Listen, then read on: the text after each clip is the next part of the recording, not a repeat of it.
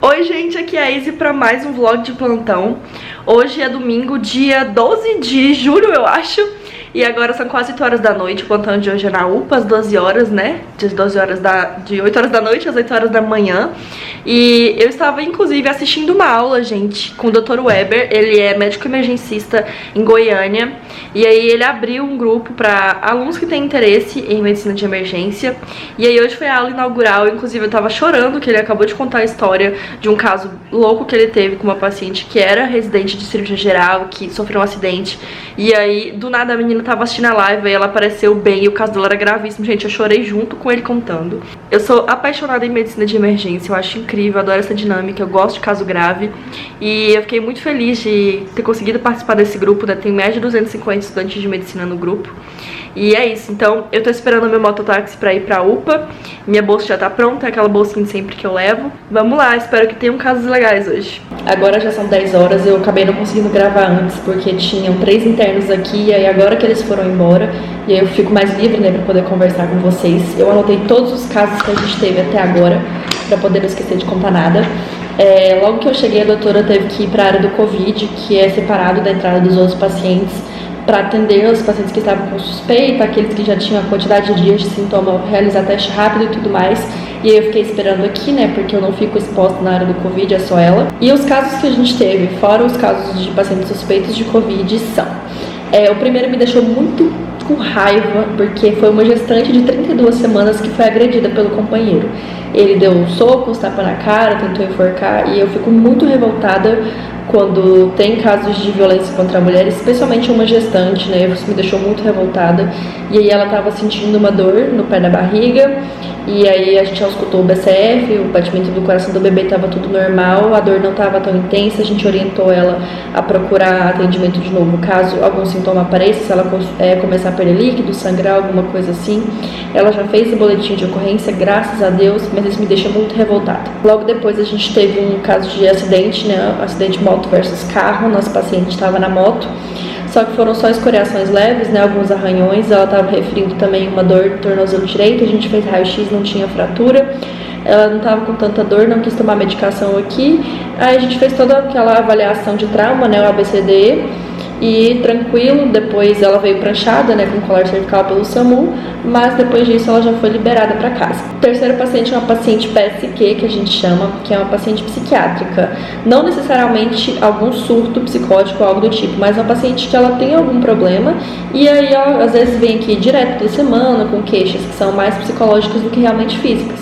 E foi o caso dessa paciente, ela vem aqui todos os dias querendo tomar medicação, ela tem dor em todos os lugares. E você vê pelo jeito que o paciente conta a história de que, tipo, é uma pessoa que realmente tem algum tipo de problema. O quarto caso foi uma criança de 18 meses, né, 1 ano e meio, com crise de asma, só que era uma crise leve, aí ela foi fazer nebulização para melhorar. O quinto caso foi um homem de 40 e poucos anos, que ele estava com uma dor lombar, falou que já teve crises de cólica renal outras vezes e que era mais uma crise, né. Geralmente quando é assim, o paciente já reconhece a doença que ele tem, e aí já fica até um pouco mais fácil o diagnóstico. É óbvio que a gente não pode levar em consideração o diagnóstico que o paciente te dá, porque pode ser que seja outra coisa, e se você leva aquilo como verdade, você acaba deixando passar alguma coisa. O sexto caso foi um paciente também com dor lombar, só que no caso dele ele tinha feito esforço físico há 4 dias do trabalho, ele carregou peso, e aí no que ele carregou esse peso ele começou a sentir essa dor, né, uma dor muscular no caso. O sétimo caso foi uma senhora de 63 anos, que ela é hipertensa e tem arritmia, e ela falou que estava com crise hipertensiva, só que na verdade a pressão dela estava normal, estava 14/10.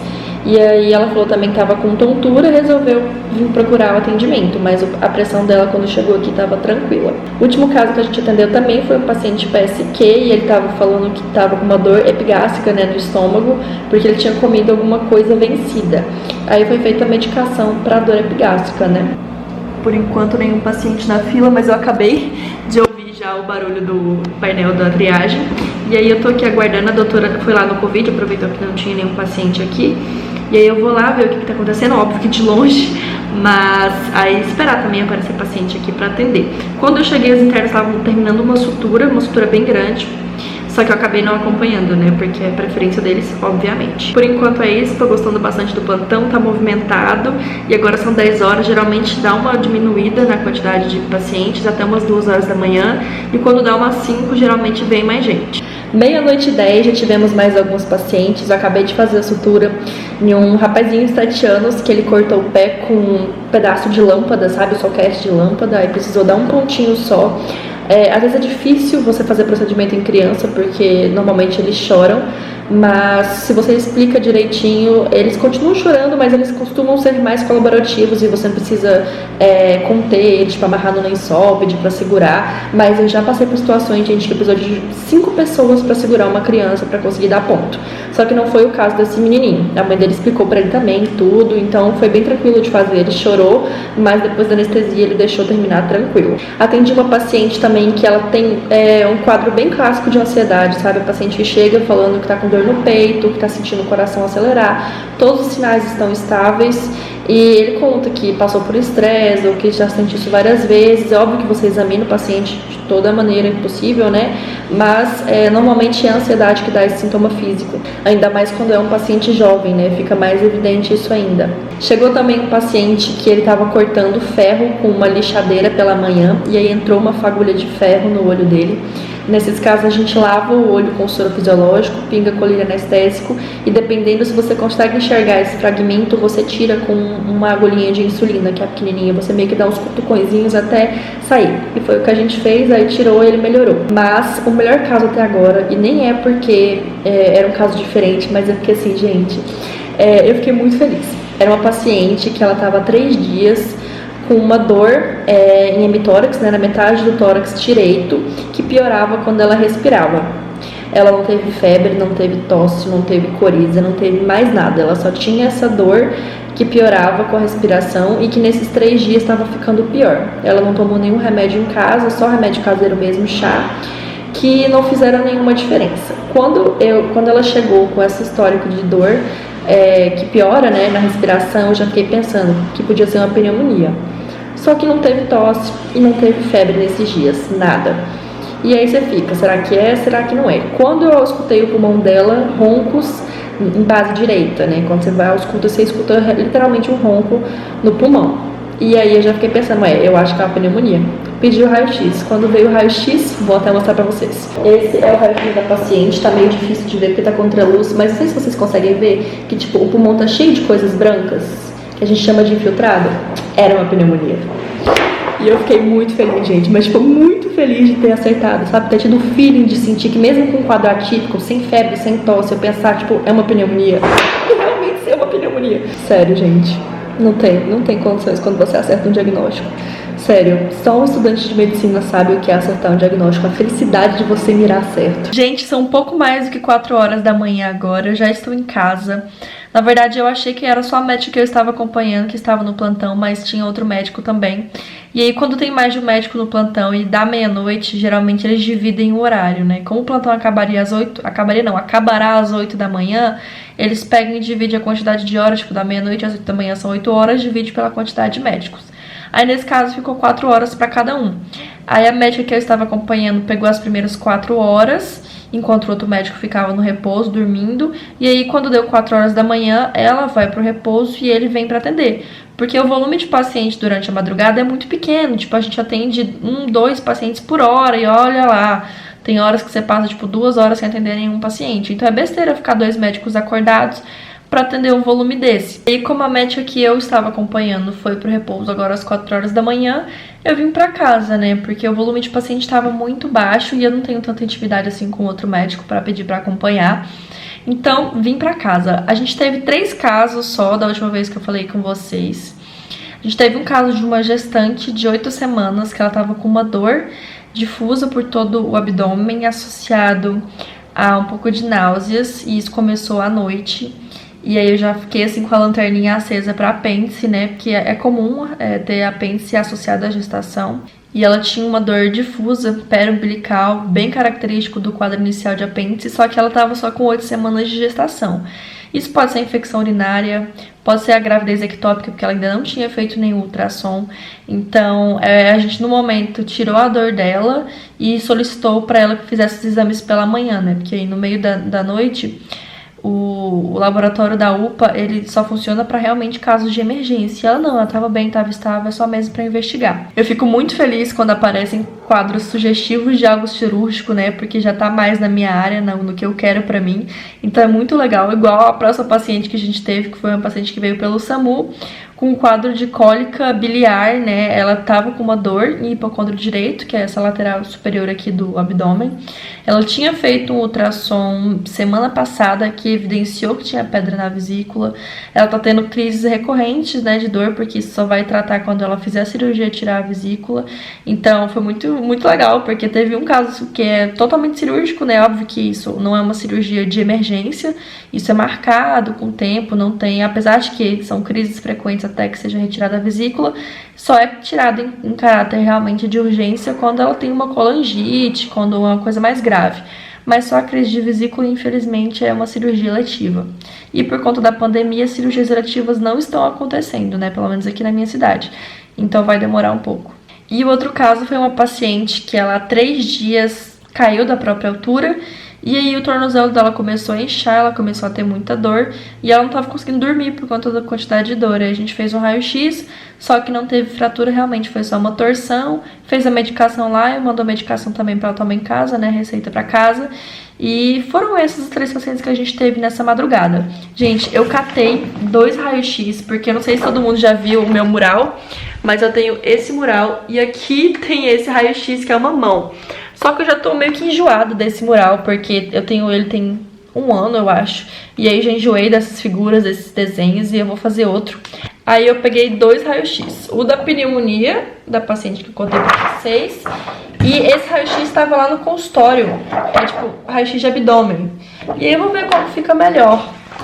Alguns pacientes não levam os raios-x pra casa, fica lá, geralmente tem uma pilha de raio-x. E aí sempre dá pra pegar alguns. Tinha uns legais da última vez que eu fui de crânio, mas eu acabei esquecendo de pegar. Mas talvez eu ainda pegue algum de crânio, porque fica legal pra colocar no mural. Assunto meio aleatório pro vídeo do plantão, mas ok. Agora eu vou dormir, descansar, porque eu tenho que acordar cedo amanhã. Amanhã eu quero estudar. E eu tenho dentista também.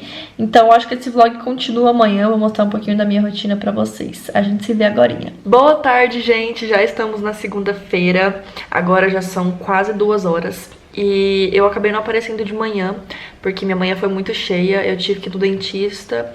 Tem uns 3 anos que eu fiz a cirurgia do siso, eu tirei 3 sisos e o outro ainda não tinha nascido, por isso que eu não tirei. E aí o bonito resolveu nascer agora e tá me incomodando o superior esquerdo.